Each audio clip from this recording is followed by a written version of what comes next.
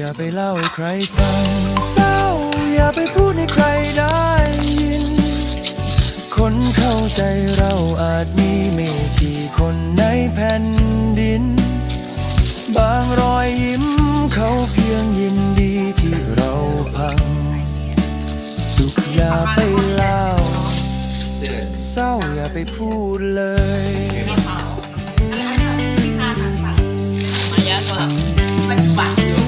มีเรื่องราวซ่อนอยู่ในเบื้องหลังไม่ใช่ทุกครั้งเปิดใจทุกเรื่องไม่ได้บางคนถามแค่อยากรู้เรื่องในใจแต่ไม่ได้ฟัง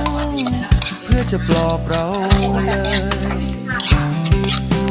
คนบางคนยิ่งพูดยิ่งทำร้ายสองรถค่ะแอมค่ะที่แอมค่ะแอมบ้านแอมบุล้ำบ้านไหนใช้อันเล่าเป็นคนสับเป็นเซาเอาเมียไทยขอนแก่นจะเกิดท่าตะเกียบเกินสับเป็นเซาค่ะน้อยยำยาแทนได้